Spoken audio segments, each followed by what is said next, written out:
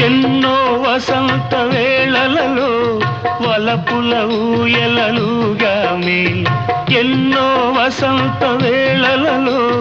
వలపుల ఊయలలుగామి ఎన్నో పున్నమి రాత్రులలో వెన్నెల జలకాలాడామి అవుదని అందాల